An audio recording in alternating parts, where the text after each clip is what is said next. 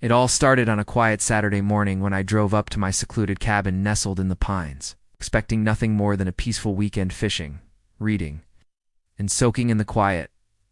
But what I found instead was the front door of my cabin slightly ajar and muddy footprints tracking through my foyer.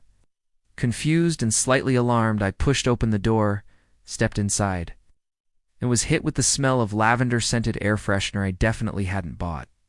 Was that someone had broken in, but nothing was missing, and instead, the place had been bizarrely tidied.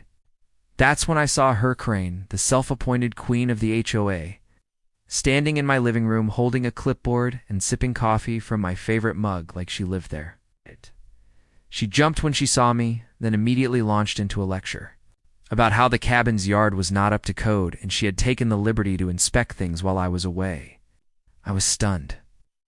I asked her point blank how she got in, and she smugly informed me that she had used the emergency spare key that the last owners had allegedly given her years ago. My jaw dropped. I never authorized anyone, let alone an HOA busybody like Karen, to enter my property. I told her to leave immediately, or I'd call the sheriff. And that's when she had the audacity to call the cops on me, claiming she felt unsafe and that I was aggressive for asking why she was drinking coffee in my locked home. Minutes later, 2 officers showed up, looked at the situation, and while they were polite, it was clear Karen had spun a dramatic tale about being cornered in the home, which fell apart instantly when the deputy asked why she had a key to someone else's cabin. I calmly showed my ID, title deed, and security footage from my porch cam that caught her unlocking the door and letting herself in, clipboard in hand like she was running a real estate tour. But the real fireworks didn't start until I made a call of my own to the county judge, who happened to be my godfather and a longtime friend of the family. I didn't call to pull strings, but I did want to know the proper way to press charges for trespassing and illegal entry. When he heard the whole story, he was furious, not just for me, but because this wasn't the first time he'd heard Karen's name in complaints involving HOA overreach.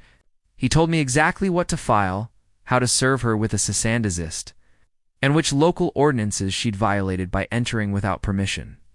Over the next week, I filed the papers and sent a formal complaint to the HOA board, many of whom were already tired of Karen's antics but too afraid to stand up to her.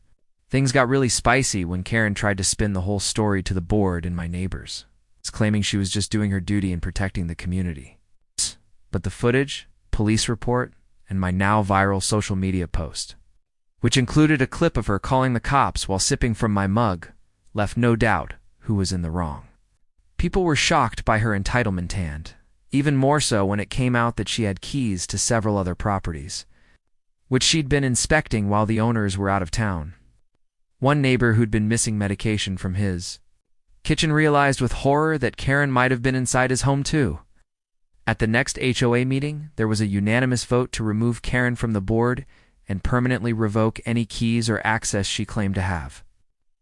Pursued the case through the legal system and made sure she had to answer for her actions in court. She tried every trick in the book playing victim, crying, even claiming she thought I was breaking into my own cabin, but the judge wasn't buying it, especially once the footage was shown in court. In the end, she was fined, ordered to stave off my property, and lost her position on the HOA. The entire ordeal taught me something valuable. Never underestimate a Karen with a clipboard. But more importantly, never back down when your rights are violated. I reinforced my locks, installed more cameras, and even added a giant private property, no trespassing sign out front, just for good measure. The best part? The cabin has been peaceful ever since, and the HOA is now under new, much saner leadership. Sometimes standing your ground means facing the drama head in hand, in my case. Calling the judge was the power move Karen never saw coming. Asterisk.